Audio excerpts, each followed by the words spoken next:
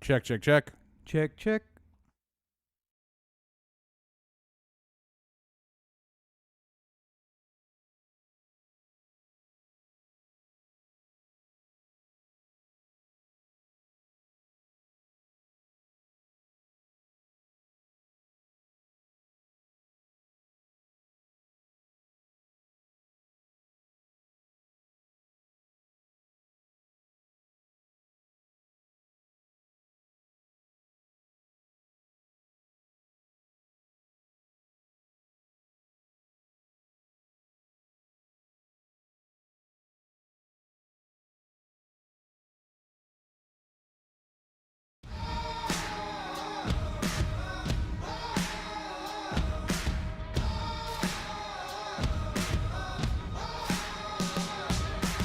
Hey everybody, it's Rob. We're just about to get started with this week's episode. Less than 10 minutes left. While you got a couple of minutes here, why don't you go check out OTheAnthem.com. It's where you can find everything Oh The Anthem, including the merch store, the podcast, and all of the videos. Open up a new tab. Anchor.fm/OTheAnthem is the place where you can get direct links to all the podcatchers you use to listen to our show every week. Did you know we record every episode live on Facebook? Of course you do. But make sure that you're liking the page and turning on notifications so you get notified when we go live. We make a ton of video content between the podcast, the short films, Heretics. YouTube.com/OTheAnthem is the place for it all. And of course you can find me on any social network at Robert N. Sheep. And me at LegendCB5. And you can find the podcast at Oh The Anthem on all your social networks.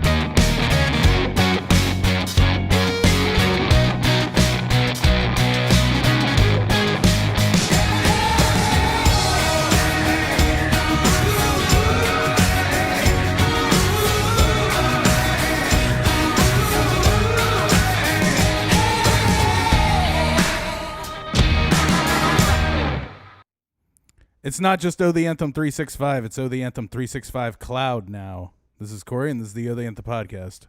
Good afternoon, everybody. It's Rob. Welcome to episode 365 of the Oh the Anthem podcast.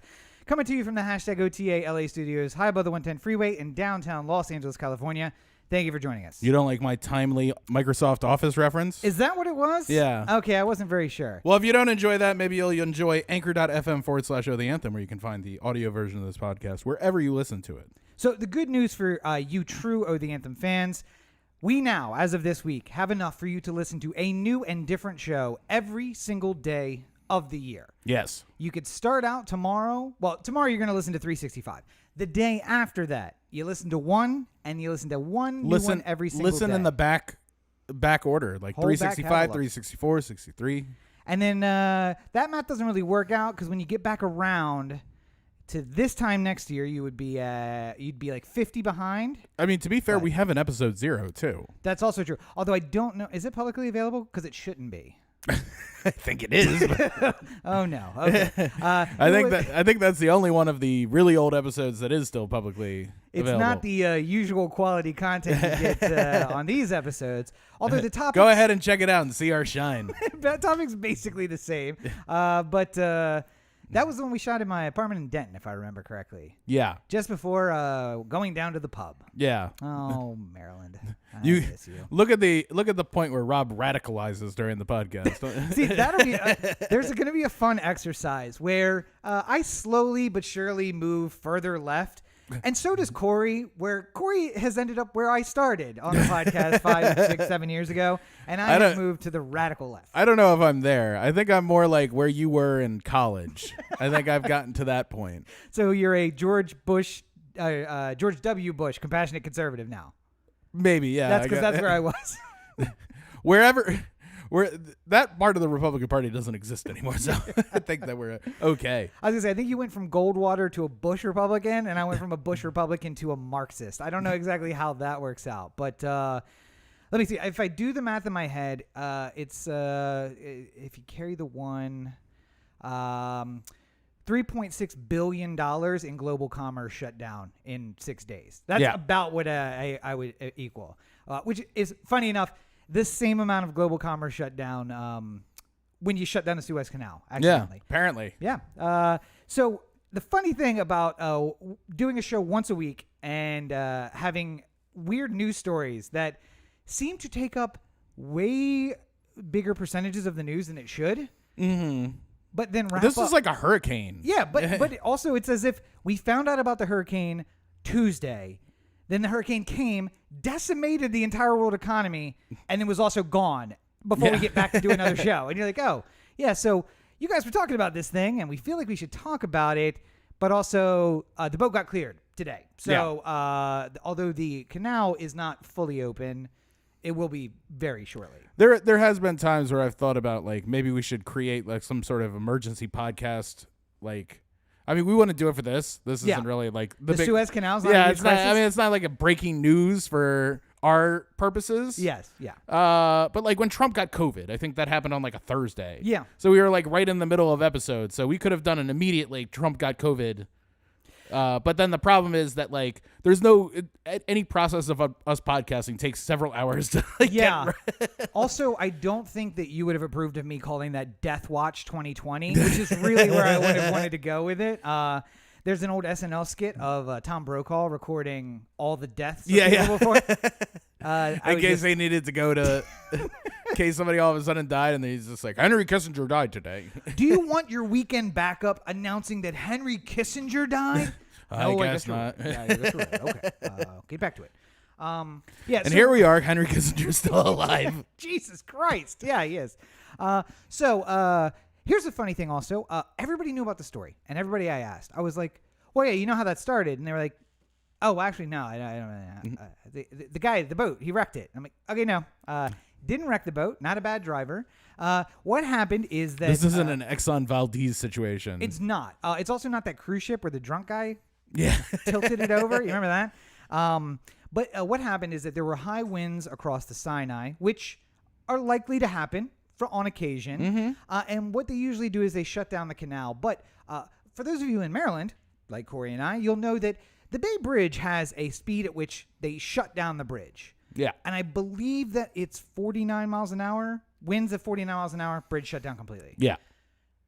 Or no, I'm sorry, winds at 50 miles an hour, bridge shut down completely. 49 miles an hour, still open, but cautious. Yeah. Yeah. And I'll tell you that if you're driving in a car, 49, 50, don't feel that different. Yeah.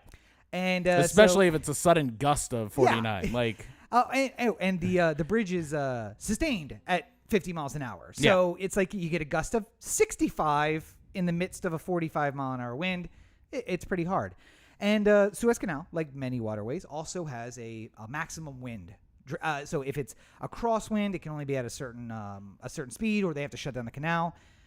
But you get those gusts, and things get crazy. And as I said, sometimes a 49 mile an hour wind, when the limit is 50, you don't really tell the difference because it's still a stiff wind. Yeah. And it blew the ship, a gust and a push of wind blew the ship into the side, which is how it ended up stuck. The other thing is, it's really hard to slow and turn those ships. So when it hits a ground, it then pushes itself aground, and the rear end of the ship turns slightly to block the entire canal. Yeah. And I do point this out from week on to week. If you guys watch from episode 1 to 365, you'll hear me mention this before. But the tweet of the week, or the meme of the week, is all of us have had a fuck up. I mean, we've all had fuck ups. Yeah. But very few of us have had visible from space fuck ups. And I just love the you can't see the one boat in the canal from space unless they zoom in, but you can see the pileup of boats on both ends of the canal. Which is great. Like I remember once we had to redo the parking spaces at the restaurant, and one of them, the original marking wasn't there very well. So he tried to guess exactly where I was, and it led to like one space that was like an inch or two wider than the one right next to it. Yeah. And it caused so many problems. And, that was a fuck up, but nobody's looking at like satellite pictures of our fuck. Yeah. Going like, this is ruining the economy. And no matter how bad that was, the guy who drove into the side of the restaurant can't blame the spot that's across the parking lot for that. Yeah. But, so another funny thing I heard this week is just like, here you go, another one. All of the left is jumping out and talking about how capitalism so easily collapses, but it's not like Karl Marx actually envisioned this. And then we found a writing where Karl Marx actually said, if a great interruption in commerce, like, in parentheses, the shutdown of the Suez Canal, and he's like, oh, so I guess Marx did really envision this. So I said 3.6 billion. It's like the only thing he could have guessed that would have still been relevant today. Yeah, honestly, can you imagine like if he was just like, it all comes down to big gramophone. If gramophone falls, then everything else is bullshit. And then you're just like, wait a minute. But I said 3.8 billion. Maybe this Marx guy ain't so smart. Well, I mean, even of his time, it would have been fine. Even the Trotskys. The gramophone probably came out after him, didn't it? I would say so. That would probably be actually more impressive. I mean, honestly, if he was just like, at one point we'll be able to record our voice and have it speak back to you. And at some point we'll have indoor electricity and no more gas-powered lamps, and it's just like, look at this fucking idiot. No. To be fair though, Mark started in Russia, and they still don't have those things. So true. He wouldn't look like so much of a prophet there, I don't think. And I said 3.8 billion at the beginning of this, which was a joke because it is far greater than that. The impact on commerce. And you might be asking yourself, like, well, what's the big deal? And I honestly went the other way. I was like, oh my God, this is a travesty. It's causing so much of an interruption. Yeah, we're good on Marx's life. 1883 is when he died. Yes. So that would have been just prior to... So he died, and 3 short years later, Natty Boh came into existence. Oh, yes. Which in is the land of pleasant living. Kind of like the phoenix of the... Well, and to be fair, Marx... thank God he didn't live till 1886, because then he would have felt as though he needed to move to Baltimore in order to live in the land of pleasant living. To be a living. national bohemian. Yes, of course. Yeah. Why wouldn't you? But so I had this picture in my head that, like, if you cut through the Suez Canal, you're turning a 14-day trip into a 2-day trip. And I'm like, this is just unbelievable. It's crazy. But these boats have been sitting out there for 7 days now, 8 days, and it turns out it's a 6-day trip. Like, at full speed, you save 6 days. So if this boat had gone sideways and you'd been like, if you'd been like my dad and been like, Rob, we're going to find our own way, and just like head off down the side of the coast of Africa, you'd already be in Europe by now. But instead you're like, you're like my mom. Well, let's just wait it out. Let's just wait and see. And, hours later, cursing at everybody. Oh, not cursing because my mother doesn't curse, but like, gee willikers, these traffic. Whatever the Christian version of a curse word is. And so it saves you 6 days. And I get 6 days is a long time until you've been sitting there for 6 days. And now you have to sit for extra days till they open. And then more days until it's actually your turn in line to go. So, I don't know. It feels like it's a little dumb. My favorite part about this is it's a boat. So people have I think most people have had some sort of experience on some sort of boat. Like whether it be like a ferry that takes you to Staten Island or something like that, or like you actually go out and fish on a boat or whatever. So I think most people have had some experience on a boat. And therefore they think that anything that happens to this boat, they can use their prior boat knowledge to apply. And it's just like, I like watching people get frustrated when they're just like, well, if it's stuck, why don't we start loading off things from the boat so then we can like, it'll be easier to move. And it's like, oh, but it's still very, very heavy, even with all the stuff off of it. And it's not like we could just gingerly move it out of the way. It's like, oh, well, why don't we get another boat to tow the first boat out? It's like, well, there's no boat that's capable of and the problems are much deeper than that. And then at that point, people have come up with, gotten to the end of their ideas. And they're just like, well, I guess the boat's fucking stuck then, isn't it? Like, I just like there's not somebody who's like more boat knowledgeable than them, who's like working the problem that works on the Suez Canal and knows like how they're gonna get through this. Two interesting things from this story. One, I love that the documentary we just watched yesterday. Damn. The QAnon? Yeah, the QAnon documentary had a moment where it was like, I'm on a boat. We haven't heard that song in so long. And then it's like Suez Canal and that thing happened in the same week. That's great. Also, Suez Canal has never been closed before now. And other than sporadically. And I would say, and see, that was the point. It's like, I thought to myself, like, wait, that can't be true. But the fact is that it wasn't closed. It was just there were Egyptians and Israelis firing across the canal at each other. And some very smart boat captains were like, we're going to let you kids settle this thing out. And then we'll come down the canal. But this is the first time that it is actually like fully closed for an extended period of time. So sad news, but it's over. And the boat's out. And global commerce and capitalism will survive. Maybe. Until the next boat gets stuck in the Suez Canal. And now, as I talked about last week, my group of black-clad people in the South with the burning the hammer and sickles and the North remembers. Idea number 2, we just start pushing boats into the side of the Suez Canal. And eventually, the whole global economic system will collapse. And then my retirement plan will really come into play, which is, of course, to not have a retirement plan and just wait for the global economic hover boats. So, more close to home, I suppose, for us, maybe not for all of you, but there is another battle brewing. That battle, of course, between nature and man. And by the way, nature 1, man 0. And I guess for now, a man conciliatory goal because we got the boat unstuck. I think it would have been really funny if just at that moment the wind blew and just regrounded it right above like, fuck you guys.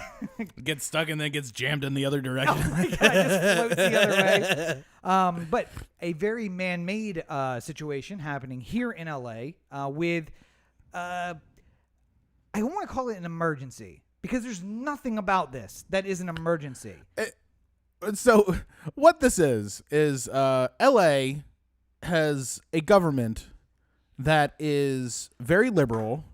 I'm going to use air quotes. Government. Yeah. You know what my favorite part about LA government is that we have the city council and everyone thinks that's like the most important thing. And then we also have the county board of supervisors, which like nobody knows. Do you know your county board of supervisor? Do you know? Yeah, no. Producer Roberto has no idea. I don't know. I'm very in touch with politics. Have no fucking clue. And then these are the people who actually run Los Angeles. Yeah. It's just it's just like we have like a show government just for fun, like where all the corruption happens and stuff. Anyway, Just for fun, where all the corruption happens. it's like the Days of Our Lives version of the government for.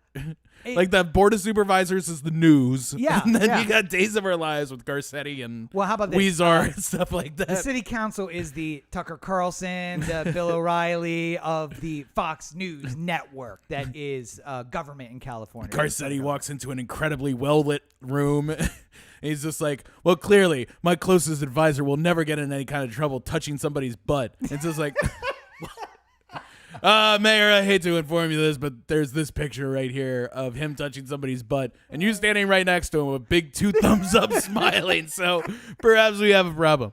Photoshop. It's Photoshop. Clearly. I'm a 1 thumb up man.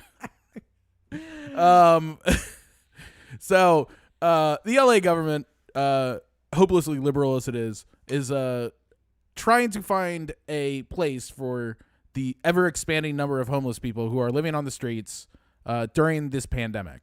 Now, we're a full year into this, so you'd imagine that there had been a lot of progress made, but from my eye, there's just as many people on the streets as there was before, if not more. Yes. And specifically, though, in Echo Park, it's almost a self-made problem because there was apparently planned renovations, which nobody knew about until the day they were going to start doing the renovations. Right. But again, I get... But renovations based off of fixing the thing that homeless people broke. Yes. Like, that's the planned renovation. Like for months now, homeless people have been destroying Echo Park, and they're like, we're going to have to fix all this at some point. But we can't do it while the homeless are in the park. And it's just like, all right, well, it'll be 6 months from now. And like a deadline, it just pops up. It's like, fuck, that's today. Yeah. Call Honestly, the LAPD. We need to kick some people out of the park. it feels a little bit like it snuck up on them. And they were like, oh, shit, yeah, we said we were going to do that today. How many people are out of None of them? Fuck us. Also feels a little bit like somebody in November said, this thing will be way over by March. Yeah. It won't be a problem. And then we forgot about that, too. And it's like, oh, COVID's still happening. Lots of homeless still in the park. Also, we totally forgot. So let's go throw up some barriers. garage sale fucking posters on some trees and then put the barriers up. We'll be fine. We Nobody only- will notice. It'll We be only great. need to give them 2 hours notice. So Narrator. here's the- People noticed. here's the problem. It's not that I think that the politicians are not trying to fix the homeless problem in some sort of way. Mm-hmm. It's just they're not capable of doing it the way that either they or the constituents want them to. Right? Well, and So- you say the constituents, but there's not one way that all and the that's constituents that's want. the problem. Yeah. Like, like we have Project Room Key right now, which Mm-hmm. is a state-run program which basically gives hotel rooms to homeless people for a predetermined rate to the hotel. So hotels are not very busy right now because not a lot of tourists are traveling into LA like they normally would. Let's put a pin in that one. Yeah. Okay. Yeah. Up until spring break. But there are a lot of rooms available. So the state was basically buying the rooms to house homeless people in during the pandemic, so they weren't on the street. Some homeless people do not want to be involved in Project Room Key for various reasons.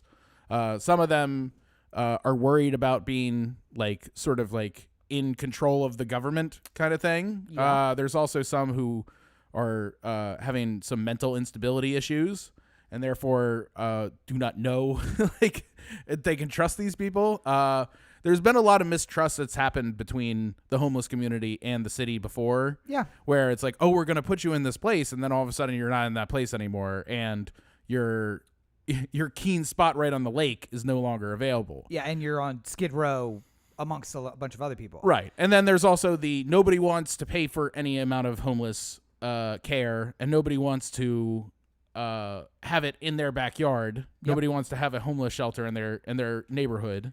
And I mean, keep in mind for some of these people too, they are vets with PTSD.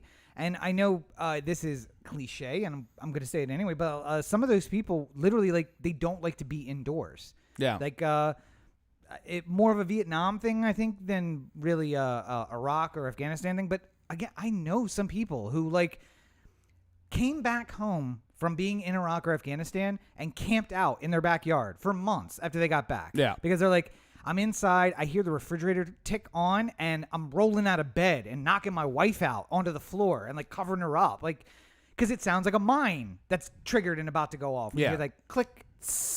And so there are some people who just never got over that. And being outside is the most peaceful that they can be. And I mean, that's really the problem is, take how many homeless people we have in this world, just to make it a round number. Let's say it was 10,000. We have 10,000 different solutions to homelessness at the same time. Like, it's not like one solution is going to fix all the homeless people in the world. It's going to take just as many solutions as there is homeless people. And that's hard to strategically get past, like. Well, listen, we can find a really easy way to get a round number. Let's figure out how many empty houses there are in the United States right now. Yeah. And divide that by 6, because there's enough for every homeless person in the United States to have 6 houses. That's how many empty houses we have, because capitalism is awesome. Yeah. We'd rather have empty houses and people sleeping on the street. Well, the point that's being missed there is that not that there are just empty houses, but there are houses that are not being occupied necessarily even by the person who owns it. Yes. If I had 3 homes, I only live in one of them at a time. That means 2 of my homes are not occupied, but they're also not like vacant. I'm not it's even just like not counting for sale. those. Yeah. The 6-to-1 is homes that are owned by a bank because they took it from somebody. Also, that family may be homeless at this point. Who knows? Or was built and is owned by the construction company. There are literally entire neighborhoods in some places in the country where the neighborhood's empty because they built 40 houses, never sold any of them. Yeah. Now they just sit there falling down.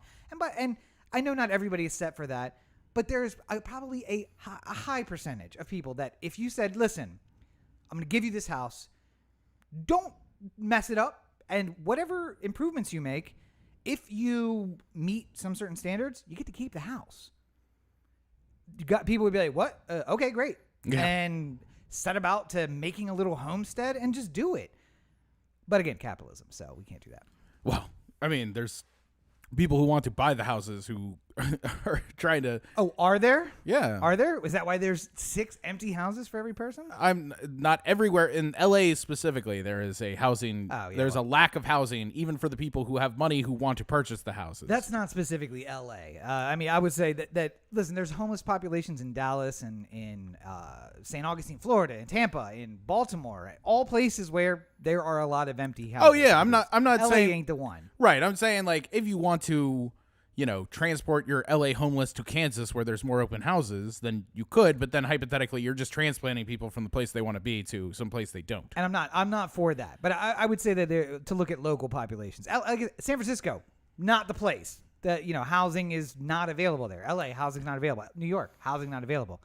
But there are places where that is a solution. Yeah. One in LA is the tiny houses, which we talked about before, which people also protest, despite the fact that they are on completely unused and unwanted land by the freeway. Well, the other problem too, and this is one that I feel like doesn't get talked about enough, but there's been clear evidence of it happening in the past, and I think it's happening way more than people realize, which is other cities shipping us their homeless people. Yeah. Because they're like, we have a Skid Row where all the homeless people go, so if we just put them on a bus, they'll find their way to Skid Row, and they'll just live there rather than Orange County. For the cost of a Greyhound ticket from Phoenix to Los Right, Angeles. and I think Vegas got in trouble with this, sending them to San Francisco once, and had to pay like a huge government fine for basically just dropping a bunch of homeless people from a bus in the middle of San Francisco and said, "Have fun." Or painting a school bus with like Greyhound misspelled on the side. Like, who wants a free trip? Who wants to ride the Silver Dog? But so.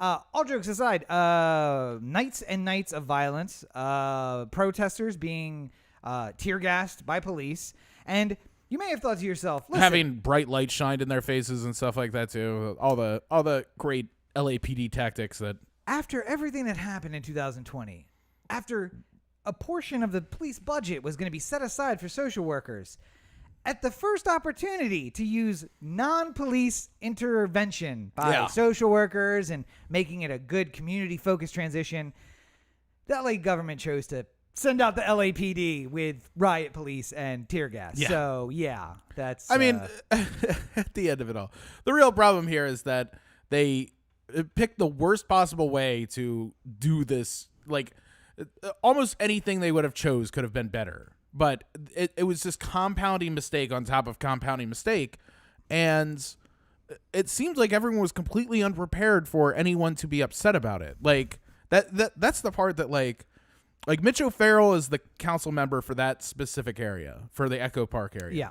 And, he keeps trying to put out these statements talking about like, no, for the last year, we've had people going into the park trying to do the outreach. And it's just like, yeah, but they haven't been successful because you don't have the rooms to immediately put them in. Yeah. So now you create this D-Day where everyone's got to be out of the park, and you get, a large majority of the people who are in the park to accept the Project Room Key thing to get them out of the park. If you give me a key right now. Yeah, if you give me a key and transport me right there, I will do it. I'm not going to do this like I'm going to leave the park and 5 weeks from now I'm going to show up at the LA Grand Hotel. Yeah. The worst part is like, now you have a situation where you have 20 people who are like, I'm not leaving. You can't make me leave unless you force the cops to evict me. Yeah. And then they're going to go to the cops because that's their option. And then people are upset because cops are coming in and taking out homeless encampments at the park. Yeah. And people who are upset about the homeless people in the park are upset that now this has become such a big fucking shit show. And like, it's like nobody is happy. Literally nobody is happy. Mitch O'Farrell is desperately trying to throw out like, no, we've been trying to help them. We've been trying to help them. And they're just like, fuck you, killer. Like the whole thing has gotten really like heated. Mm-hmm.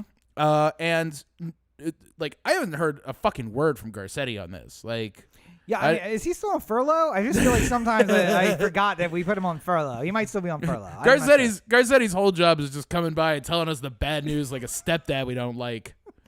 It's like Newsom. Wait. Newsom's like, hey, guess what? April 15th, everyone over 16 gets a vaccine. And then Garcetti like pokes his head and he's just like, you ain't getting no fucking vaccine. I don't got vaccine money. Is that a stepdad? I guess so, because the real dad's the fun guy. Yeah, he's like Disneyland, right? Gavin Newsom's the fun dad. He's like, what? You want some money? And like Garcetti's like, they're expecting things now. Stop doing this. So maybe it's maybe Garcetti then is mom, and so like Newsom's like, guys, vaccines the 15th, and then the 15th comes, and we're all sitting there like, where's my vaccine? And Garcetti has to be like, I told you not to get your hopes up. He always lets you down. Why'd you promise him a tickle me Elmo? I like the image of Gavin Newsom sewn into the suits, very good looking. Who's he's got these custom tracksuits with like the white bear. Like I don't know what it is about governor wear that has escalated in this last year. Like, because Hogan does this too. Yeah. Like Hogan wears like a Maryland like tracksuit with like the hat that looks like it's like paramilitary Maryland. Yep. It's like, I'm the head of the Maryland National Guard. Here's my hat. Like, technically he is. Oh, I know, but I'm saying like, it's like he had a special hat commissioned for the occasion, and then Newsom's walking around with like his lounge wear with the white bear. It's like, it's official California. I don't know if you know. I kind of want it. I'm not gonna lie. It's a good looking jacket. The other. Do I have to become governor for this? Do I get my name in the recall election? Is this how we do it? Well, I was gonna say you just have to get Saint to get the jacket and then write on it in blood and then pay $1,000. Just call Brooks Brothers and have them make me one too. That'd be fine. But I was gonna say the another fun thing that happened this week is the viral thing that went around about a guy's like, you think Texas is a bunch of crazy people? Go to Maryland. They put the damn flag on everything. Everything's about how awesome Maryland is, and it ain't that awesome.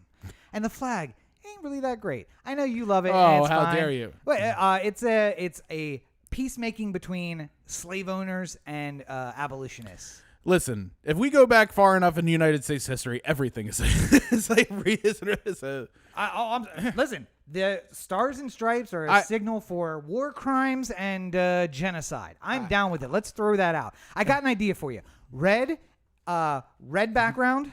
All I'm saying, white hammer and sickle, and one big blue star. How do you feel about that? All I'm saying is, if we change the flag tomorrow, it's not going to get rid of the racism. The flag will still be.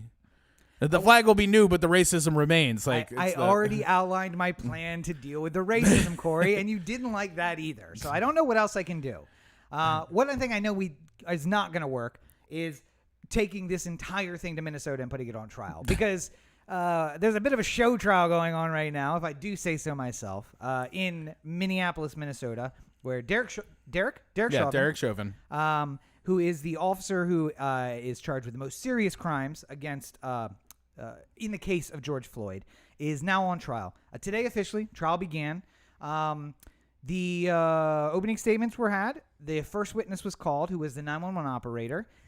Tip-top professional witness, could not lead off a case with a better witness outlining the timeline, when and where everything happened, giving a point of view of, I saw the CAD notes, I was watching a video of the live feed, I was reacting, EMS, fire, police, I had my finger in everything. And then when she was done, they called a girl in sweatpants and an Arizona t-shirt, and I said, I'm done. I'm going to work today.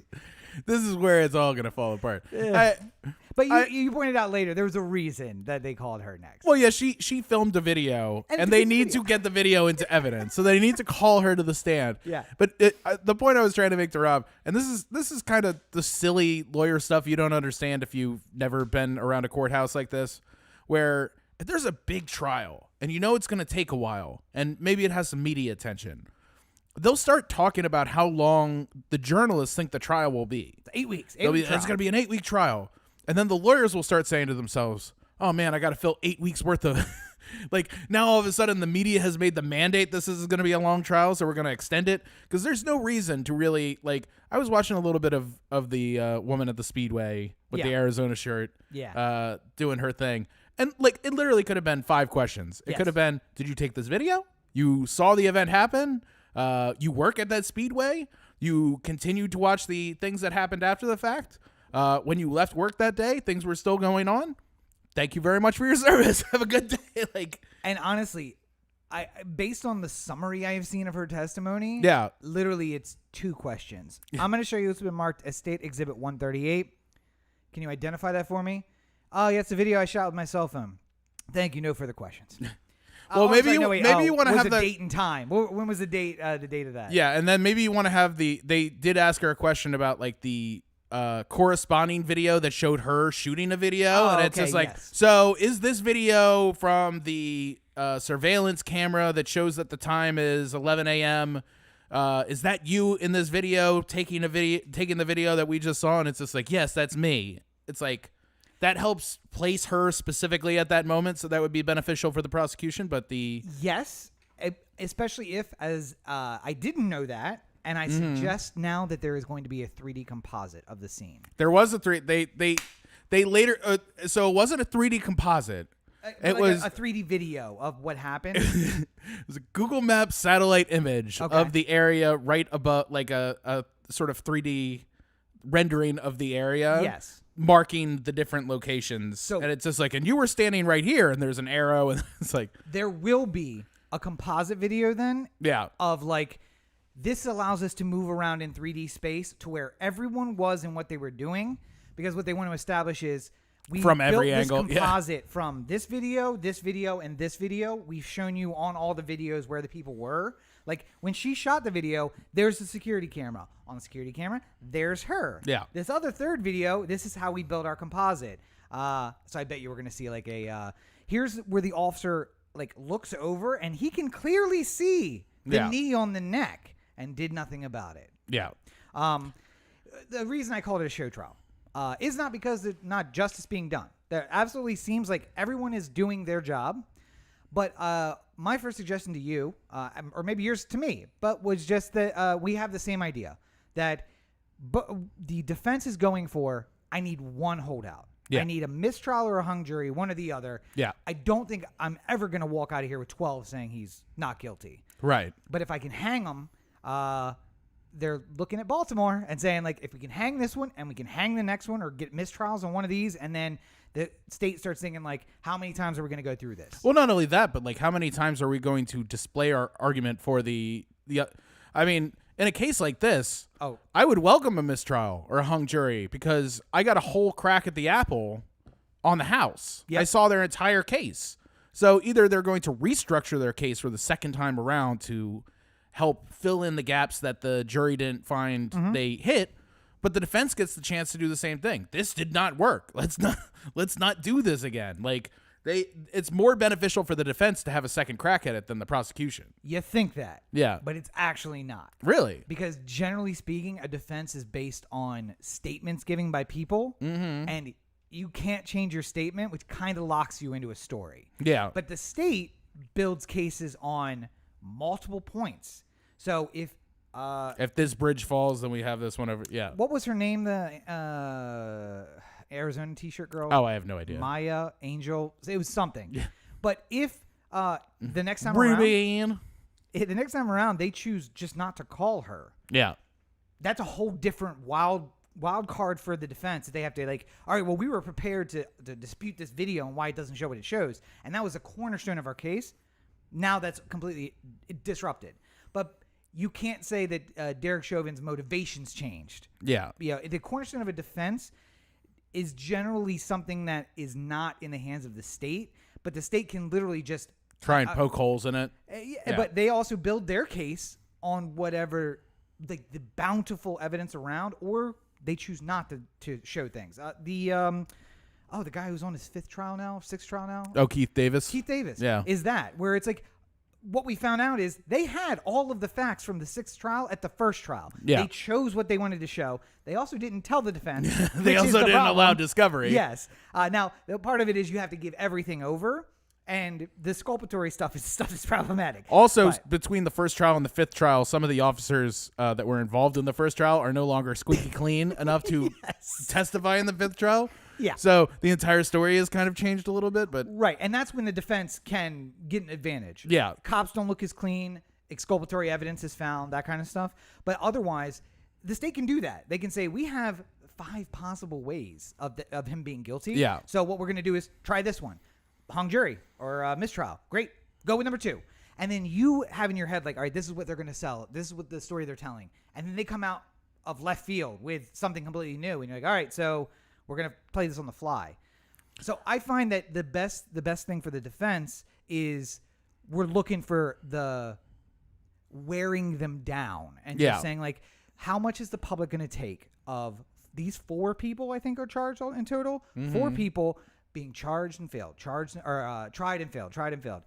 And, I imagine part of the reason why they put Chauvin up first, though, is because either you're going to get some quick pleas from the rest of them if he's found guilty, or they're probably going to try and let the whole thing go quietly if Chauvin is found not guilty. Because, I mean, that's really the centerpiece of this whole thing. I mean, if you look at it from a 1,000-yard view, I don't see how you could possibly say that it's not, him killing George Floyd, without, there's not no police, there's certainly police violence going on here. I don't think that's in dispute. What they're going to try, and the defense is going to try and do, is show that he was acting within his scope as a police officer, and then going on a very narrow interpretation of the law in order to explain how at the 9-minute mark he was still within the bounds of being a police officer based off of the state of Minnesota.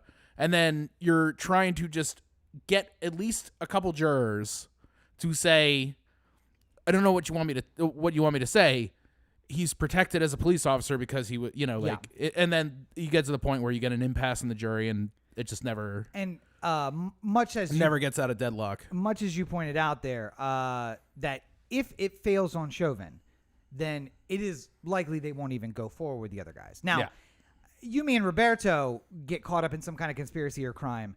You best believe they are going to take all 3 of us to trial, and one of us, who may have been a non-participatory conspiratant, may be convicted, despite the fact that the person who actually did the crime doesn't get convicted. Yeah. But the state just has a different perspective on police officer conspiracies. But right. And you mentioned the 8-week trial. That is probably can be the state also saying the opposite of what the defense is saying. Defense wants one holdout to give us a mistrial or a hung jury in the end. And the state is saying, if I can make this an 8-week, a 10-week trial, and there is 2 people in that jury room who are holding out, and we get a friendly judge. This doesn't seem like that kind of judge to me, but I don't practice in that courtroom. The prosecutor does, obviously, so he knows. And that judge is like, when they tell me they're deadlocked, I make them go back for twice the time. So if it takes 10 days, they're going to have to go 10 more days till I give them a hung jury. Also, I mean, nobody's excited about jury duty, but if you get called to a jury, it's fun for a day. Yep. After about a week, you're like, okay, are we done with this thing? If it's a really long trial where you're there for 4 weeks, 5 weeks, it's a murder trial or something like that, you just want to be done with it so fucking fast. And if you got in the room and just 12 people said guilty, like, we're done. Like, it's good. We're good. And like, if they might want us to discuss it a little bit and like spend an hour filling out the form, but like, you know, it's nice to know, like, when you walk in the room and it's just like, okay, we're all guilty here. Yeah. And I was going to say the fun ones are when the jury deliberated for 93 minutes. Now, it's been estimated it takes 80 minutes to fill out the forms. So that means that there was 13 minutes of deliberation about the verdict. It was like the OJ case. Like they only deliberated for like an hour and a half or something like that. And I think that there are probably jury trials. And again, theoretically, it could never be called on a jury. But that I'm sure there are jury trials where it's not in the public. And like every day you're finding new information. You're like, this stays interesting for a while because I'm like down with the topic. But this has been public the entire time. So it's really just like, I saw this on Facebook. I know what we're talking about now. And I just imagine it would get boring over time. And over 10 weeks, you walk in, there's 2 holdouts. You start feeling a lot of pressure to buckle and just be like, okay, this is where I think we've talked about this before, the deal making. Like, all right, I'm not going to give you second. I could agree to third. What are we going to do on a recommendation on third if I was to agree to third? Yeah. And it's like, again, Keith Davis, where he got the gun charge, right, but not the usage of the gun. So you're saying he had it on him, but he didn't actually use it. So how is that logical? It's not. But there was a deal struck in the jury. Well, he had a probation, so he couldn't have a gun. Right. So the gun being there, like even if he didn't use it, was in his presence enough for probation to. Which is what somebody in that jury room was selling on. Yeah. Like, listen, he couldn't even be around a gun. So if it was there, that's enough. Yeah. So I'll agree to that we give him on something because we need to get this animal off the street. Probably a white guy from Dundalk. We need to get this animal off the street. But I'm not gonna. But nobody else was willing to give him a murder. Yeah. And that may be what ends up happening. And I think that's what the state's hoping for is that you get everybody in there. They're tired and they're just like, bro, I will come across this table and choke you out. And usually it doesn't get that far. It gets to the like deal making before that. It's like, all right, we got 5 charges. Let's go one by one. We're going to do secret ballot on second degree. Only second degree. Don't think about anything else. Second degree. And you figure out where are you. It's like, all right, we got a 12-2 on manslaughter. That's where we are on the closest. Let's talk about this one. Where can we get closer on this? That's why you have long trials sometimes, just to where OJ was probably much longer than it had to be because there was a measure of the state hoping to wear down people, and it worked the opposite direction. Unfortunately, I think so. But the state also. I mean, like I think this is probably the biggest trial that is like televised like this in a long time since OJ. I mean, like. I think there's been show trials that have gotten popular, like Casey Anthony, but like the stakes in the Casey Anthony trial weren't really and that was on high, you know? On Court TV, but CNN went live today with the entire trial. And they're talking about like it's not going to be all 10 weeks, but this week they will be live for the trial all week. That's not Casey Anthony. That wasn't the dude up in the Bay Area. Right. What was his name? Guy killed his wife. Also, Gargos did that case. I can't remember. You know what I'm talking about. Yeah, I know who you're talking about.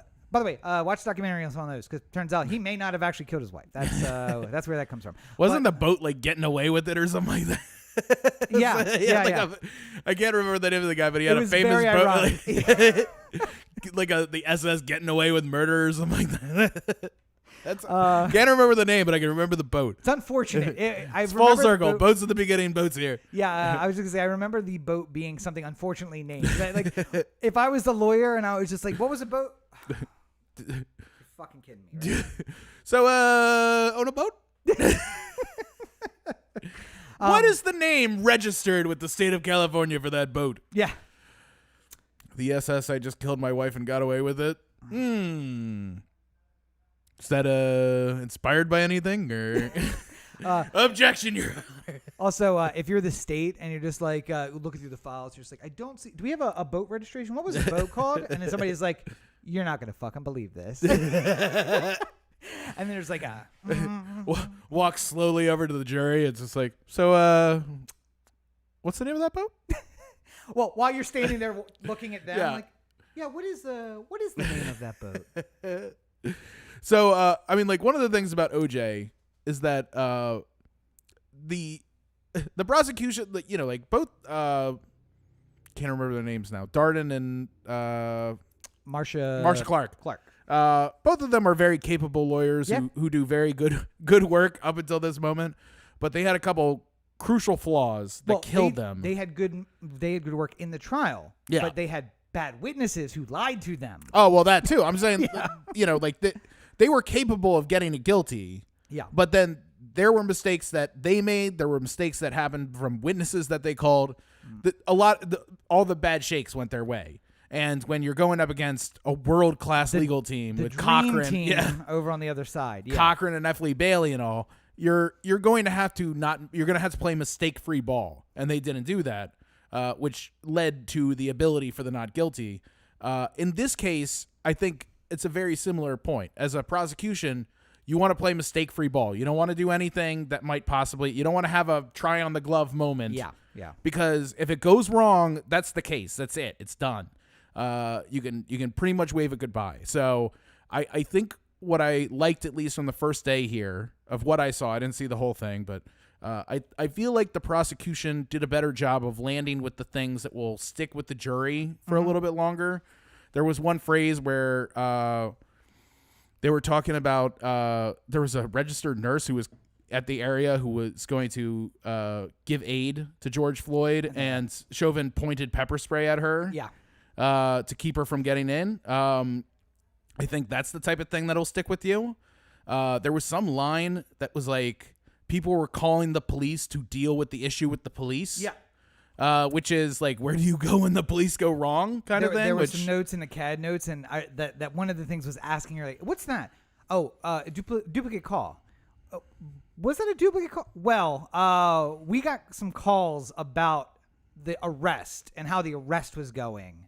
Like, oh, yeah, that's not good. So I mean, like, if you can set up enough of these moments for the jury to just want to be in your side and not give them a mistake to think about, then you have a decent enough chance, I think, of getting it guilty. Assuming you never know how the jury is going to play. It's a complete wild card.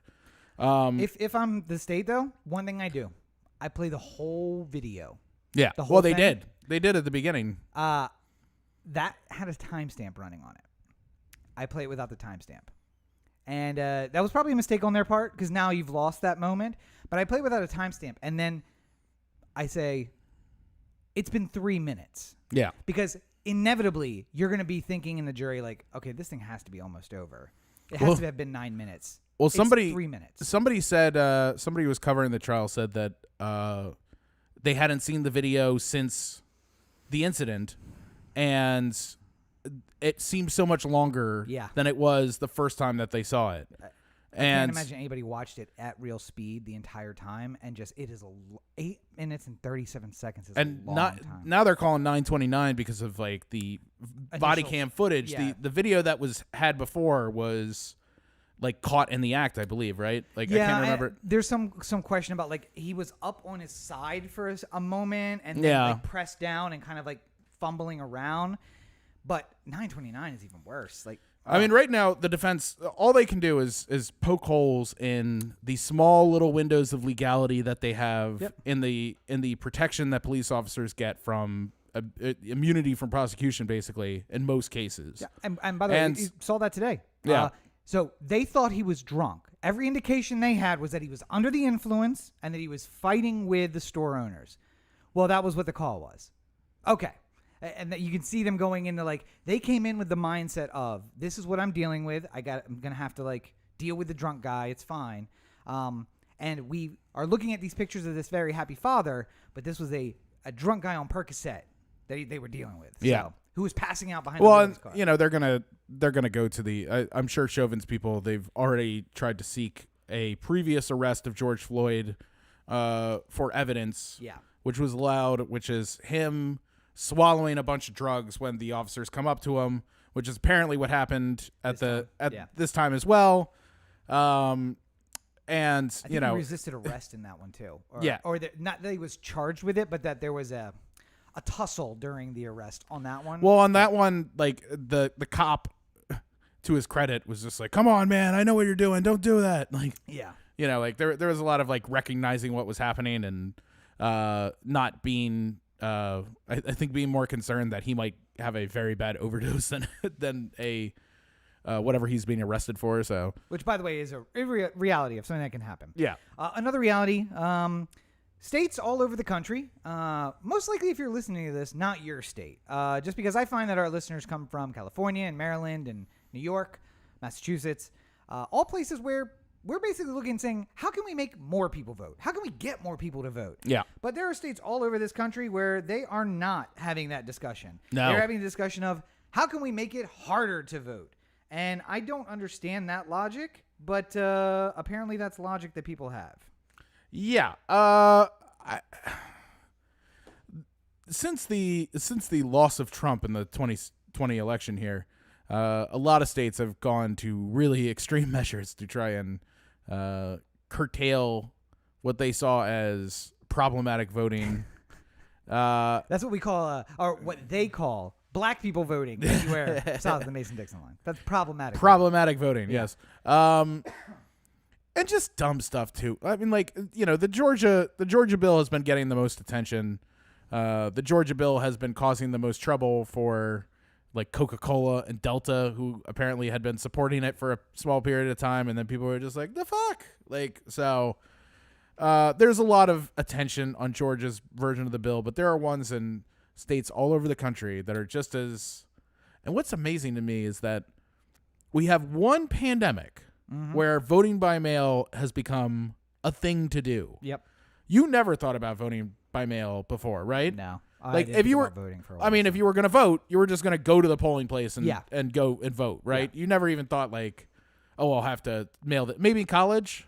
No. Because I went home to vote. Okay, so you went home for the weekend to vote there. Yep. Yeah. Yeah. So I mean, like, we've had early voting most of our adult lives. So maybe if we had gone to college in like the 90s before they really had early voting, it would be different. But yeah, like my first election would have been 2004 presidential election. Yeah.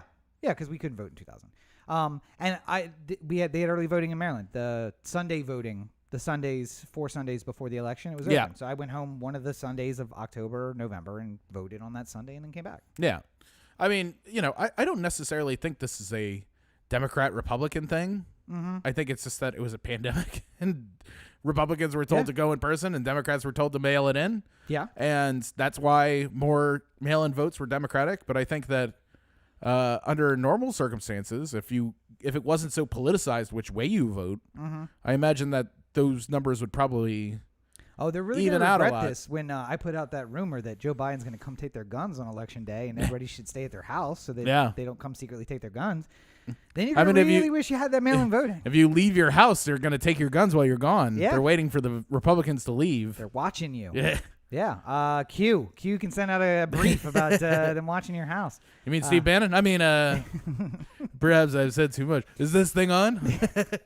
But I think it's like 161 bills in 31 states to limit voting rights, and there's a voting rights bill in the Senate, in the Senate. Well, it passed the House. It's sitting, waiting in the Senate, but it doesn't have the votes from any Republicans. Yep. It has Manchin and Sinema.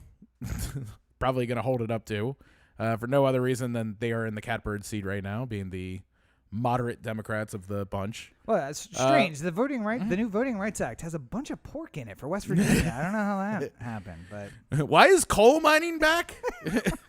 Why is that in this bill? Joe Manchin saving West Virginia and killing West Virginians.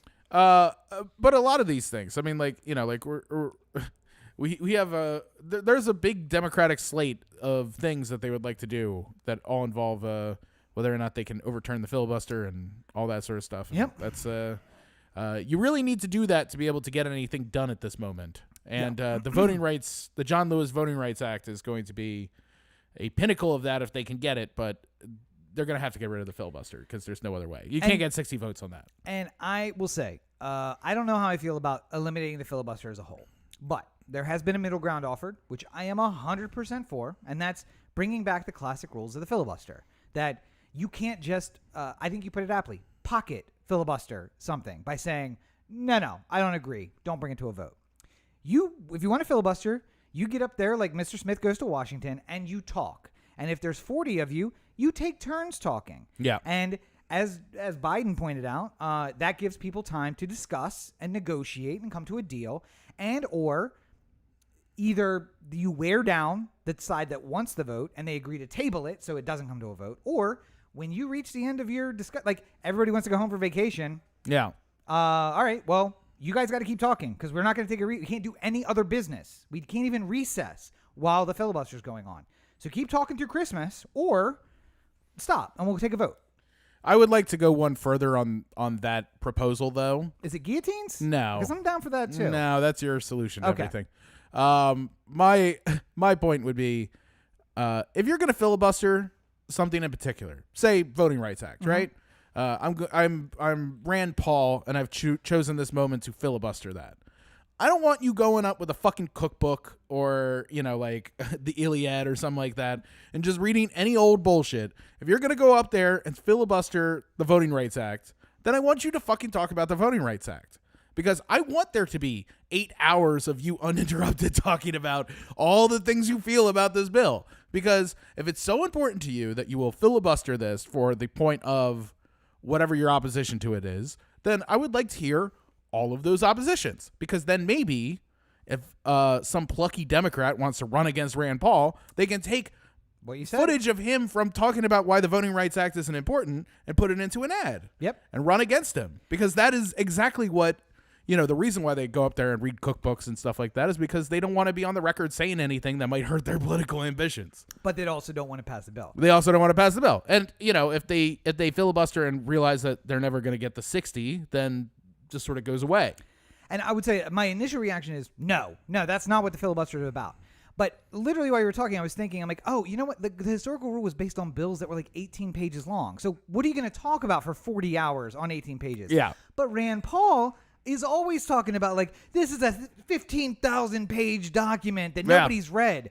You know what? Read it into the record. How about that? They did that the other week with the American Rescue Plan. Yeah. And by the way, at any point that you disagree, feel free to just be like, at the end of section C, all right, so here is why this is not good, and offer your opinion. But if it's 15,000 pages, I could talk for weeks on 15,000 pages. And, I would need another person, because I would imagine that at some point you got to pee, and I think I could hold the peeing. It would be like day 3 when I hadn't slept, and I would can't start going vape in the chamber. I think I could Bernie Sanders it, like that picture of him on the plane where he's like into his sleeve or whatever. I could probably do that. My concern would be that day 3 when I hadn't slept and I would start doing things like just screaming guillotine over and over and over again, and that might get me censured or something. So I don't want to do that. Kooky Senator Cheek. Yeah. Always trying to overthrow the body in which he stands. Me too. Take me out there too. I deserve it just as much as these guys. I don't want. It'll be like I can already see the Hill romance that you start with Marjorie Taylor Greene. It'll be like what's his face with Clinton, Raging Cajun. Fuck. Yeah, what is Carville, James Carville, and his wife, who's like the Bush's chief of staff or something. Yeah, the only problem is that like they are the moderate middle. They're like slightly left and slightly right, and then me and Marjorie Taylor Greene are the Malcolm and Marie of that story. It's just like shout. She's up in the gallery while I'm giving the filibuster, just like, you're a piece of shit and everything you believe in is wrong. Yeah, and then after the filibuster, we just like have sex in the center of the in the rotunda. The rotunda, yes, on the floor in front of everybody because You're in the middle. Up. You're in the middle of your statements, and you're just creeping your cell phone up, and you're just like, "I'm sorry, she changed herself to my radiator. I gotta go." 100%. But I do another serious note away from the joke. There are also 81 bills across 20 states that are set to limit the rights of transgender people. Not only is it voting rights, which are in jeopardy now, but I think we've talked about this before. Mitch and the Republicans playing the long game. They control 31 state legislatures. And essentially, anywhere that they think they can get away with it, they are now basically like, this is probably the end of the Republican wave. So we need to do shit now to either maintain it or to lock some stuff in so that we can get to our next time of being in power. And the transgender rights bills, and I hesitate to say it, that they're calling them transgender rights bills because they take away the rights of transgender people. Oh, yeah. And I'm like, how is this a transgender right bill? It's not. It's like the Patriot Act and yes, stuff. Yeah. But in the end, essentially, Alabama has a law that is now becoming more vocal because a member of the lower house of Alabama testified above to the upper house of Alabama, the Senate and House, but I don't really know what they're called. Some states call them something different, about his transgender daughter. And they basically were like, thank you for coming in. So we're all agreed, fuck his daughter, right? Okay, cool. Yeah. And basically they're saying you're not people. And I've been watching this 14th Amendment documentary with Will Smith on Netflix, and I'm just like, here we go again. Where it's just like, I know they're not going to wrap this in because it's probably too new and it hasn't been figured out yet, so it's not neat, and that's what Netflix likes, like neat documentaries. But in the end, like, it was civil rights, women's rights, gay rights, and we're going to fight the same goddamn fight again. Just because somebody is like, I don't want to change anything about you. I would just like you to recognize me as a human being and a separate person the way that I do you in the way that I feel about myself. No, fuck you. Absolutely not. And then we're going to fight about it for 20 years, and then eventually we, meaning the moderate left, not necessarily me, but the moderate left will win, and rights will be given, and you're going to be on the wrong side of fucking history again. It's like literally an open book test that you continue to fail, and I don't understand why. What I just don't get is like all the issues that they ever bring up about it are just so like hollow, and like it's just like I hear them talk about women's sports a lot. Like this is the reason why we need to have regulations on transgender rights and stuff like that, and I'm just like, motherfucker, you don't give a fuck about women's sports. If you did, the women's national team would make a lot more money than the men's national team that doesn't even qualify for the Olympics. The women's team is winners. Give a fucking, like, you can pay them 1/10 the amount you paid the men's team. The first law that passed was somewhere in the Midwest, and it's going to be the one that fails. It's not going to be the bulwark because they literally point out women's sports. And I don't even practice I don't practice constitutional law, and I'm like, yeah, that's an equal protection violation. You can't just, you should have just said sports. Like, you can't have trans men playing on the men's teams or trans women on the women's team. But you literally just said, oh, we don't care about the men's team. It's fine. No trans women on the women's teams. That's what we're focused on here, guys. The important stuff. And there was a whole hubbub about Miss Nevada is a transgendered woman now. And I literally responded to the person. I said, so what you're upset about is this county fair ass blue ribbon competition, which is who's the prettiest.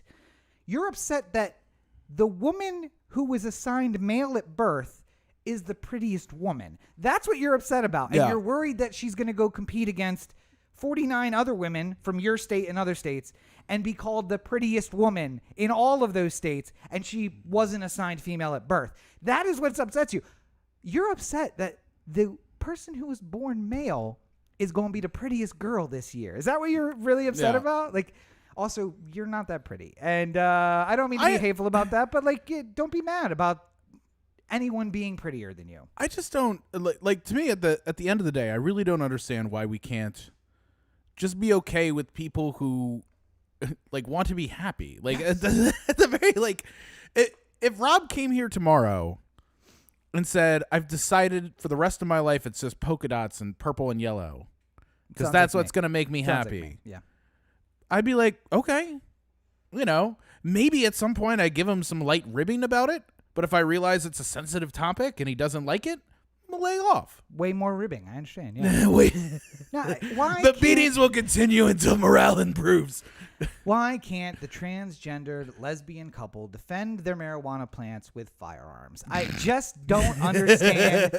At what point we can't just say, if you're not impacting someone else, Yeah. a firearms which they purchased legally through an extensive background check and procedures that make sense. Yeah, obviously not just Cross-check through a national database. a national database, not just walking into Walmart and purchasing a automatic weapon with 30 round ammunition or 30 round. Registering it like you do a vehicle. Absolutely, sure. But all I'm saying Having is to drive to Arizona to get your registration renewed on your on your handgun. I thought you were going to say a drive-through gun store. If there was a place that had one, I bet Arizona's got one if there is a place. But no, I just don't understand. Like, I find myself, like, as I move further left, becoming a libertarian. And that is strange to me because idealistically that feels like it's on the right, but it's not. I don't know. Things are very weird. Just let people be happy. Yeah. Except for bankers in Europe. Fuck them. I just want to mention it just quickly. You may see in the next couple weeks that the second Great Depression is about to start. And if you do, remember, you heard it here first. A hedge fund in America made bad bets. Credit Suisse, which is one of the biggest banks in Europe, had to cover losses that they had with that hedge fund. They pulled capital out.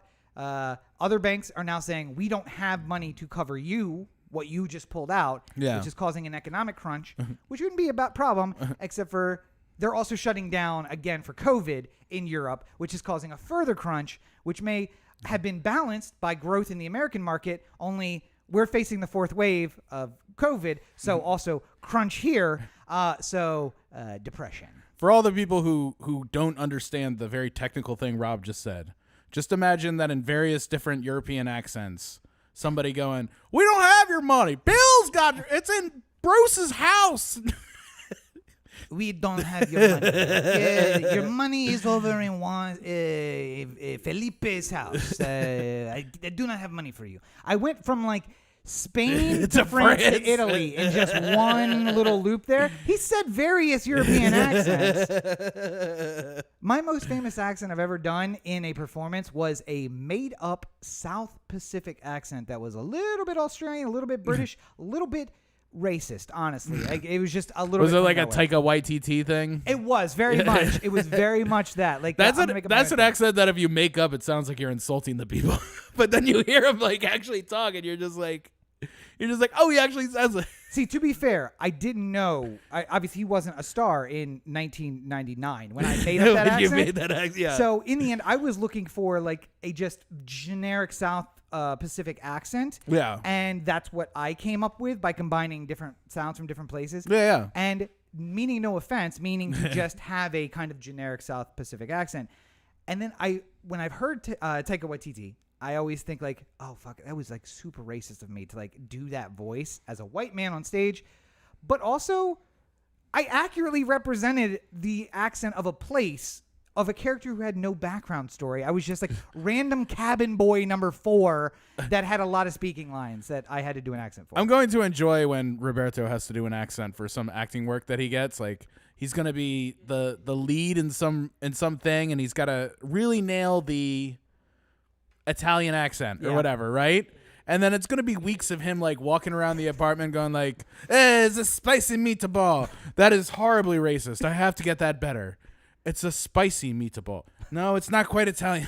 And like I'm just watching him like go throughout like the many stages of like trying to find it, and he's just like, no, it's too much of a character now. No, it's not authentic. I need to go back to Italy. See, you only enjoy that because you're not the one who has to hold him when he cries at night after that. Moving on. Speaking of crying in the middle of the night, the people who are going up against Nike in their pursuit of artistic bloody shoes. Yeah. And so listen, gonna have a fun time. Again, a quick touch on this just because it happened today and it kind of popped out into the news.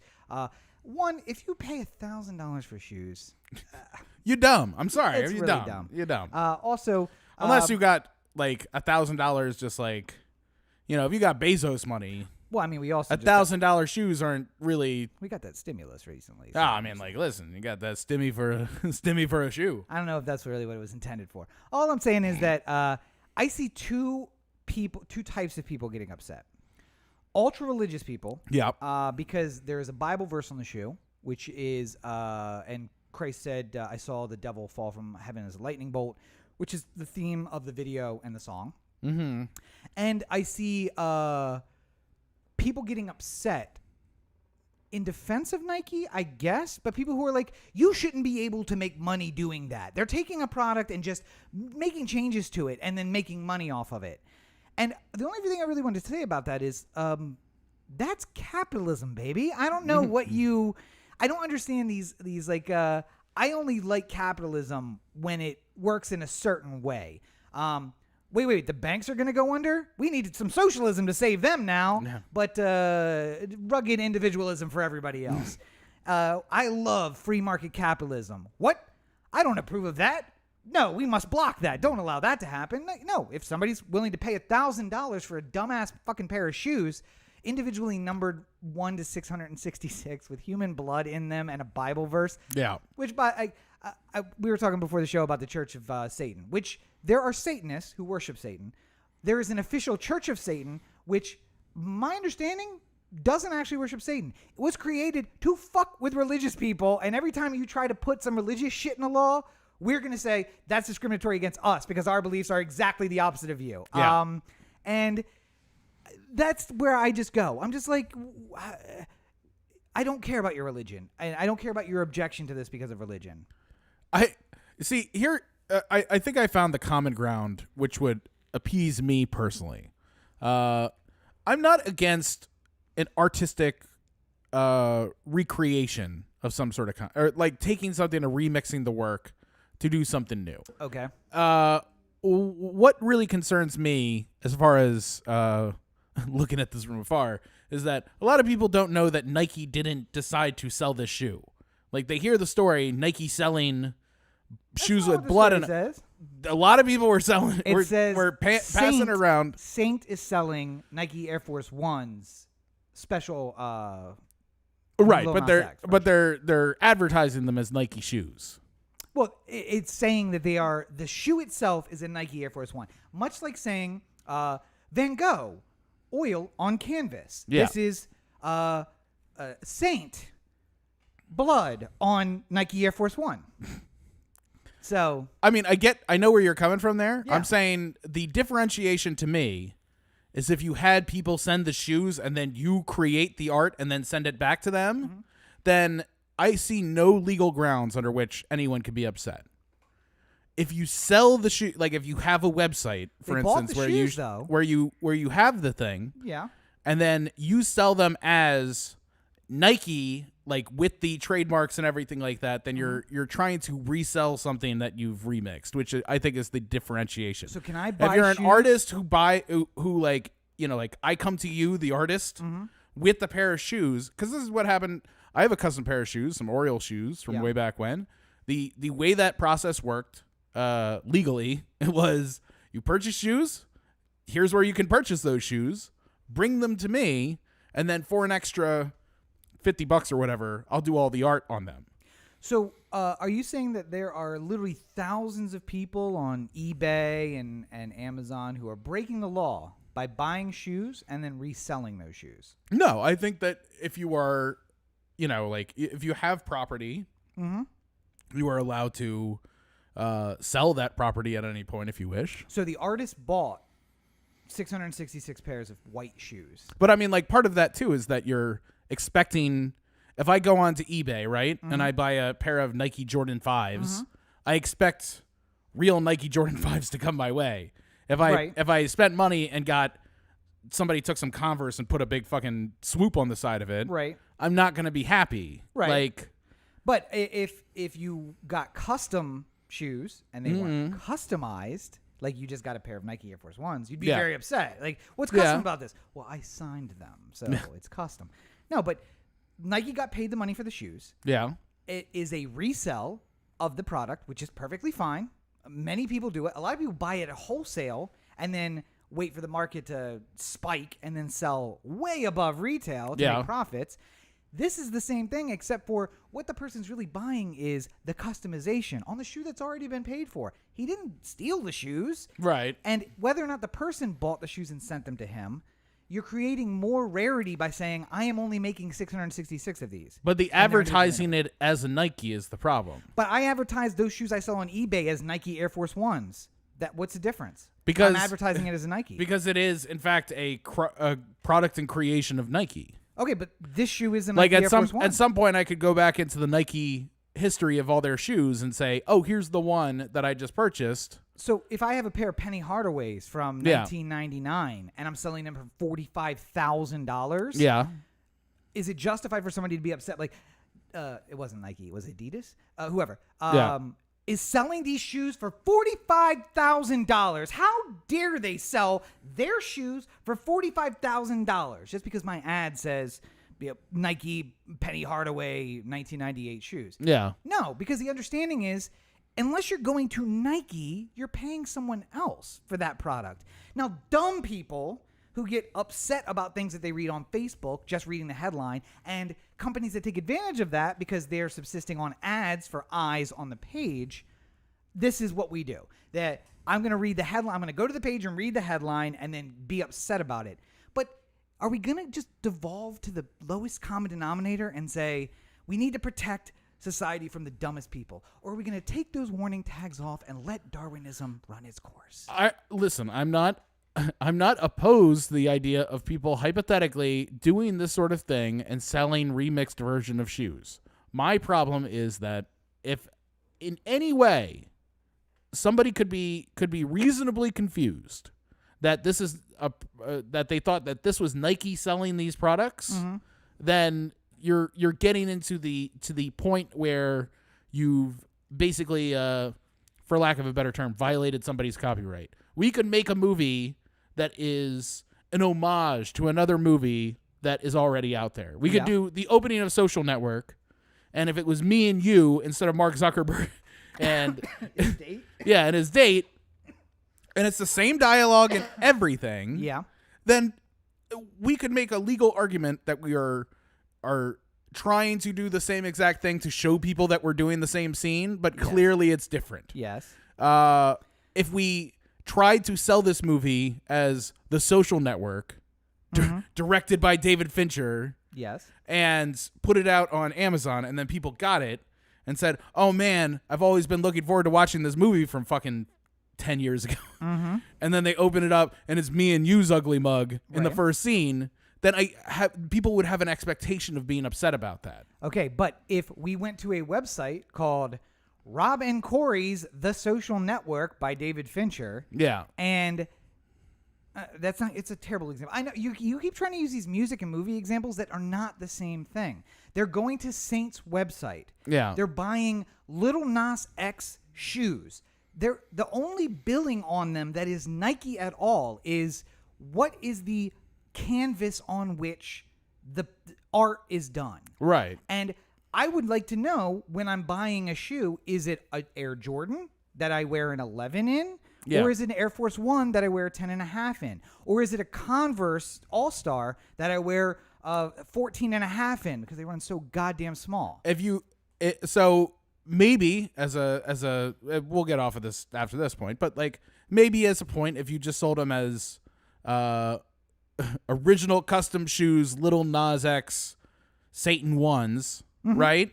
As opposed to saying Nike Air Force One Satan, like, having the Nike part of the branding associated with it, then you find yourself in a new. Here's the funny thing. Is that how they sold it? That is exactly how they are being sold. It's described as the Satan One, Lil Nas X by Saint. In the description, it is customized Nike Air Force One. Okay. Well, I mean, But if basically you go to at BuzzFeed, what you see is at the end of the day, you have to. you have to read the story. No, at the end of the day, you have to just make sure you don't upset the wrong person, because then the lawsuit comes. Well, I mean, yeah, and I'm wondering if all of those Vietnamese children who put together those Air Force Ones for pennies a day are helping them put together the lawsuit for against Saint. I mean, those listen, $1,000 shoes. legal help is not cheap. So I mean, it is You if gotta it's in Vietnam. You got to save where you can. I would also say manufacturing is not cheap, but it is in Vietnam, so I guess it just depends if Nike outsources legal to the same place they do manufacturing. We got a couple last things here. Let's go through quickly. Yeah. So the three big stories of the week when it comes to COVID are really intertwined with each other. Most of them come out of the Sanjay Gupta documentary, which I have not watched because I didn't want to watch the commercials. So I'm going to wait till it's streaming, which it is now, and I can watch it. Fuck you, CNN. You made me watch a whole day of trial with a chick with fucking Arizona t-shirt today. But the first thing is not current CDC director described a concern of impending doom. Yeah. And she didn't say this part, but I think it was inferred that Americans are fucking dumb. And basically she said, so here's how it all went awry in the beginning. And here's what we're doing now. And how it could all go awry again. And basically everything I saw on social media was just like, man, this chick's crazy. Which is, by the way, the same shit that I saw last March. About like, no. It's all going to go away. It's going to disappear. Just trust like a miracle. Yeah, it'll be crazy. Which kind of ties into the second story, which is Deborah Bricks and the Bricks disclosure. Burks. Oh, Burks. Sorry, Burks. I just think the Bricks disclosure has a better ring to it. I understand why you want to do it. I'm just saying it's not correct. Deborah Bricks. So she is a former member of the Trump COVID task force. Just remember that one day when you die and your you know how many times I've been called Robert Cheeks in my life? Your legacy is with me. Yeah? It'll be the Rob Check method before. Or the Rob Creek, method, the Rob Cheeks method. There's a whole outside of your simulation on your cloud, looking down, going like, "This fucking sucks," and then you're just like, "Rob Check's method." They got it wrong in life. They get it wrong in death is not my concern either. But so former Deborah Birx, former member of the Trump administration. Basically, if you don't remember the one who was shaking her head when Trump suggested inserting bleach to defeat the coronavirus. I know that bleach does a good job at cleaning. Maybe we could figure out how to put bleach in people. It disinfects them somehow, and so she basically came out again in Dr. Sanjay Gupta's documentary. The next few things will be from that, and said every death above 100,000 is essentially unnecessary because when things started breaking out, they essentially analyzed and said, if we do all of these things, this thing's going to curve, but it's going to grow, it's going to curve, but we can limit deaths to somewhere around 100,000. And the president at the time, Trump, was unwilling to do those things and essentially asked for a worst case scenario, which was around 2 million deaths. And the best case scenario was then at about 100,000 deaths and was looking for like, what levels can I take? Or what can we expect the local governors and mayors to take to give us a zone? Yeah. And essentially, 500,000 deaths was found to be an acceptable amount of loss for economic loss given in exchange. So this is not wholly unexpected for us to be at 500,000. It's towards the middle of the zone. The lower end of the zone was like 220 to 300. So we've exceeded that some. But it's nothing should be it's surprising to us, but not surprising to anybody who was in the administration at that time that this is what they shot for. So I know I've said previous weeks 1,000 people are still dying every day. People will continue to die. Biden said today we are almost at 550,000. I'm pretty sure we're past 550,000. I think now. We're just a hair under. Are we really? Yeah. So that has really slowed down. Good. Except for the other bit of news, which is back to the CDC director, the current CDC director, basically saying like things are trending in the wrong direction. More states than are trending up now on cases. Good news is hospitalization is not following that trend. Deaths are not following that trend.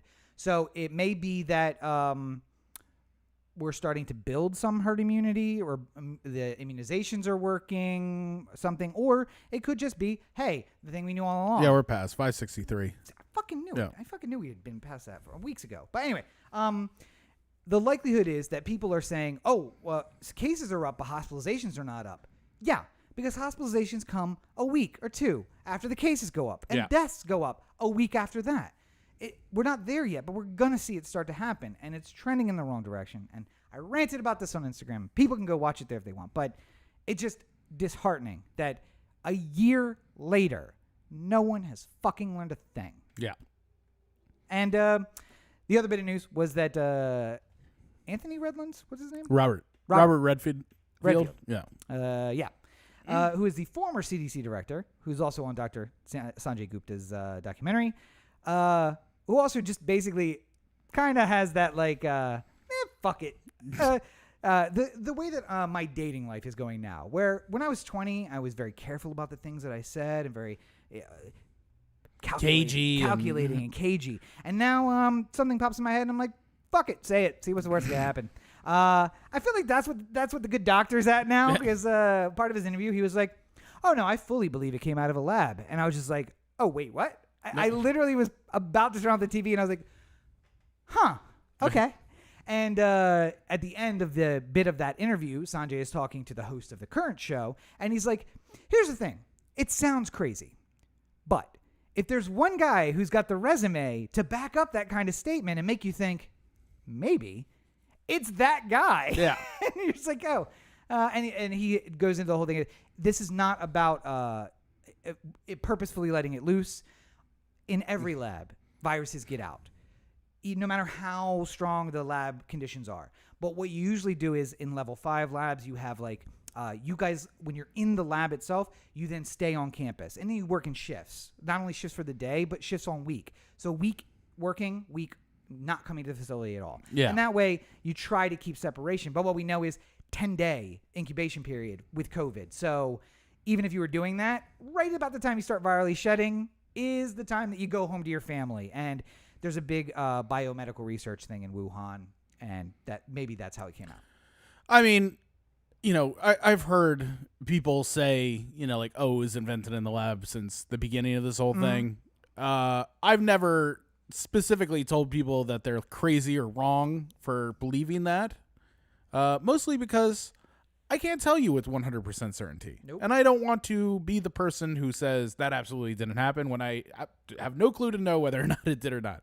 And by the way, if you had, when this story comes out, yeah, then they don't believe anything you say. Like, no, masks don't matter. I'm not going to trust you on the vaccine because you were wrong about that one thing. Yeah. Bitch, I've been right about everything for 12 months. I got one thing wrong. It's like the, like when Fauci at the beginning, when we didn't have enough PPE, and he said, I don't think people should be wearing masks right now. And then as soon as PPE stepped up, he's like, everyone wear a fucking mask. Yeah. Like it was making an argument for keeping the first responders with it, as opposed to every Tom and Harry every idiot who was running out and buying 1,000 the K95 or N95 masks. Like you don't need that. You don't need that much toilet paper either, or milk. That's all going to go bad. What are we going to do with all this? How many cakes you baking? So I guess the summary of all that is, as I said a few weeks ago or last week, we're fucked. So it's not over. 1,000 people a day dying. Yeah, thousands of cases a day. Part of what, going back to the CDC director's comments about like the impending doom. Yeah. A big reason why I see where she's coming from with that is because too many people have decided it's over. Yep. It's done. I'm going back to life. More people have traveled in the past week by airplane than they had since Christmas of 2019. We are getting to the point. I mean, you can just see it in the world. Like, I watch a lot of Vegas YouTube channels and stuff like that. Really? Vegas is back. Yeah. There are a lot of people in Vegas right now. It has been packed for the entire month of March because March Madness. People are out there enjoying basketball games. And that is not necessarily the thing to be doing. I will at some point here be traveling to San Francisco to see my brother.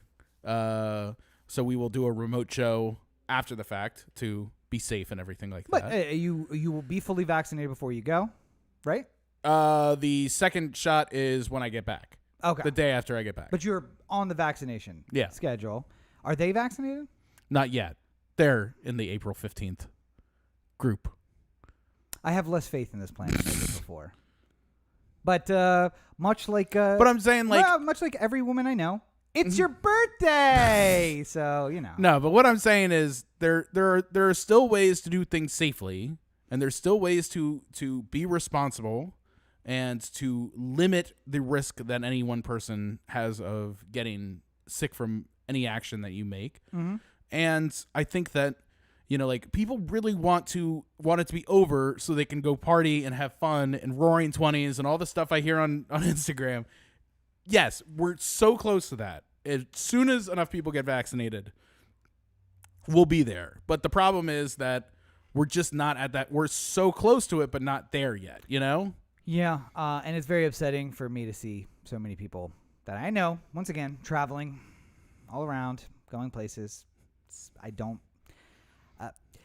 get you may be vaccinated, and that's absolutely fantastic. But the waitress at the restaurant that you're stopping at in wherever on your drive may not be. Not you, the people on Instagram that I'm seeing traveling now. I don't understand the the other thing that I'm getting in responses to the Instagram videos is like, all 5 of my friends, I'm not vaccinated, but all 5 of my friends are, so we're totally fine. Like, that is not how it works. You didn't actually watch the video. Like, ugh.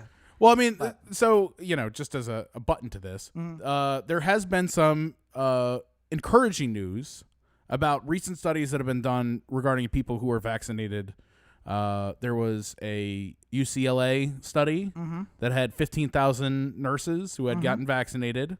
And in the time after the 2 weeks after their final dose, which is when you reach that hypothetical 94% rate, there were, I think it was 7 people who had tested positive for COVID. None of them with serious symptoms. All of them sort of like the walking COVID. Yep.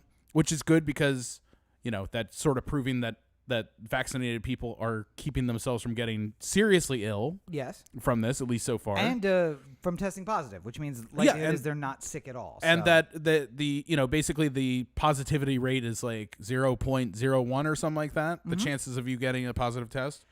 But again, but you can still get it and you can still pass it on to somebody. So it's not and you can still let the germs or the virus inhabit you temporarily and expel it on somebody shortly thereafter, which is not viral shedding, because your body is protecting you from it, even though you won't get sick. You'll never have a positive test, but you got exposed, and then 25 minutes later, I mean, what I'm going to be happy about is once I'm fully vaccinated 2 weeks after the fact and everything like that, I seriously will sort of feel like the mask plus mitigation efforts plus the vaccine is probably enough to keep me from getting sick, and then obviously from getting seriously ill. Yeah, it's once we all get to the point where the herd immunity takes over, where the masks can come off and stuff like that. Yeah, but like it's just like I got to protect people still after I get vaccinated. Yeah, not going to bars and sitting close together.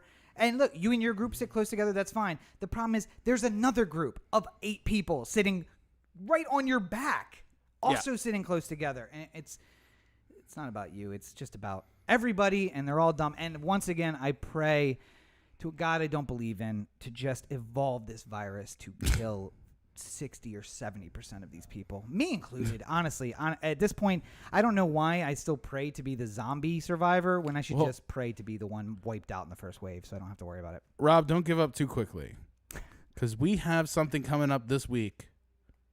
It's opening day, and that means sports ball.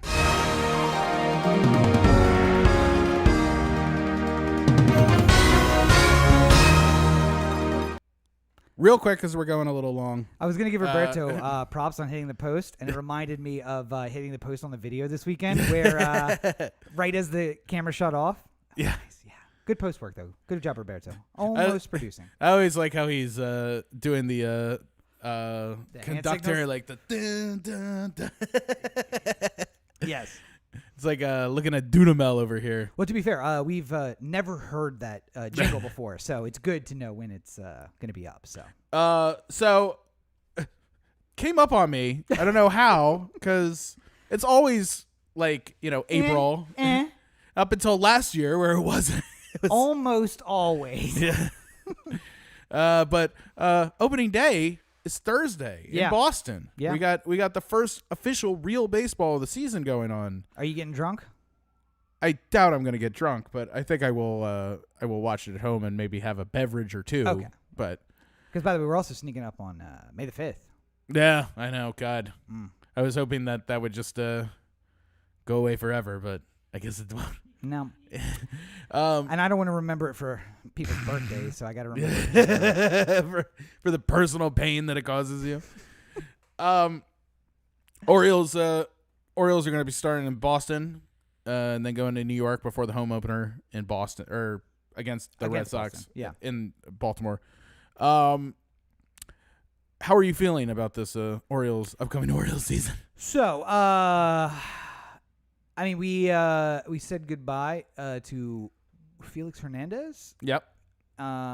We had a polite mutual parting. We're gonna let you resign rather than get fired. Yeah, kind of was that what it was? Yeah. I felt like the announcement from Felix was a little bit like that girl who's just like, "Nah, I broke up with you." But I only say that girl because in my life it's been the girl. So the Orioles made a couple signings in the offseason that we made mention of here on the podcast of Felix Hernandez and Matt Harvey. With the thought being that if either one of these two guys was anything like the heights that they had before 2012, that they would be very productive members of our pitching staff. Matt Harvey has been coming in and throwing high 90s fastballs and looking good. That was apparently. the other thing. When I heard Matt Harvey might be the second arm in our bullpen, or number 2 in the rotation, I'm like, oh, it's gonna be a bad year. All right, but apparently, good things. Looking good. So let's see. You know what? I wouldn't know because even though I pay for MLB TV, lack of spring training games this season, like, okay, just real quick, it's this fucking easy. We live stream every single week. Yep. Just get a fucking camera. Put it in a goddamn seat. I don't need commentary. I don't need scoreboards. I don't need anything. No. Just put a fucking camera in the seat and point it at home plate. And let me watch furniture movers hit baseballs. I don't need. I'm a very simple man. Like I would argue, you might pay more to not have the commentary. Like I want the experience of being there. I don't want to hear these guys. I want to hear the announcers and the sparse crowd. And all I want is the bird sounds and the people around. Like somebody come on, like, hey, come on, everybody. Like, well, I know. As soon as you said bird sounds, I remembered you've never been to a spring training game. Something that's only some of us elite fans have experienced. So it's all right. Next year, I'm going to go to Arizona and knock out a whole bunch of them. Of Orioles games? Yeah, no, absolutely. I'm gonna do Cactus League. I'm gonna tour all the Cactus League stadiums. It's not quite Florida. Not Sarasota. The Sugar Sands of Sarasota. The Sugar Sands of Sarasota. We've also talked about how the Orioles have a 0.0% chance of making the playoffs, according to Baseball America. I don't think it improved. It hasn't improved over the past few weeks. Now that we are at the beginning of the season, do you think that we got a percentage point or two in your mind? I always thought that was a little low because really statistically zero. Really? Now here's where I'll put it. We won 47 games 2 years ago. In a shortened season last year, we won 56 games. No, there was only 60 games. Oh, was there only 60? Maybe that's what I saw. Or maybe it was that we won a higher percentage of the games. Hold on, I'll pull it up. Than we did. I'll pull it up real quick. 47 out of 162 is a very low percentage, so I can't imagine it was that hard to beat. We would have had to win like 28 of them of a 60-game season. Okay, hold on here. Yep. So I'll just 25 and 35. 25 and 35. Yeah. Which is better than 47 and 47 and 112. Yeah. Fuck math. I can't. That was on the fly. 114, something like that. Anyway. I think we win more than 47. Yes. That's my thought. And I think we'll actually do better than we did last year. Again, I had some feelings about us signing 2012 stars. But I also think that that helps certain things like having aged people in the dugout. Greg Zahn was our catcher for a while, and we made going fun of way him. back. Yeah, we made fun of him a lot, but he was there when Wieters was coming up, and I think Wieters in a way became the catcher that he became because he had a guy who's like, listen, you got natural talent. I'm going to give you the journeyman catcher intelligence that you need to play the game better because. Catchers need a lot of physical talent, but they also need to be able to run Call a goddamn game. So That's something he didn't have to learn on his own. He had a guy there. So is it good to have an elder statesman there to help your young team through? We're rebuilding now. It's a lot of young guys. I think it's helpful. So I think that we do better. Also, I'm pretty sure that Chris Davis's agent actually filed the paperwork for the drugs this year. So that's good. We won't have to worry about losing him 15 games from the end of the year. So everything's turning up roses for us, honestly. And you can't do worse than 47. God, please, Orioles, you cannot do worse than 47. If you're asking me, I'm giving a prediction of 68 wins this season. Oh, okay. That's bold. So, I have, you know what? The way I think about it is, I imagine we're going to more often than not win 1 out of every 3 games. Okay. We have a 3-game set. We're going to win 1. We're going to drop 2. But I do think that as the season goes along, I mean, obviously we'll trade anyone of any kind of value. But I think we will start seeing some of the young kids start coming up, and it'll maybe around September or so, we'll start seeing like this every once in a while we'll win 2 of 3 as opposed to 1 of 3. And that'll goose us a little bit at the end. That's just my general. It's not going to be a winning ball club. This is not. We joke about going to Vegas and putting $100 on them to win it all. You never know. I mean, listen, we should do it anyway just to be supportive fans. But the 50% death flu comes and kills off everyone in the league other than the Orioles. Rob's new COVID variant all of a sudden takes over. Come on, baby. But no, I mean, I would probably put it closer to 50%, winning 50% of the game. So what's that, 81?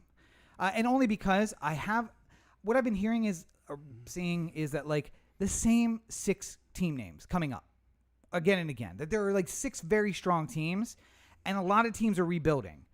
Now we play, unfortunately, 2 of the very strong teams a lot, and that's a problem.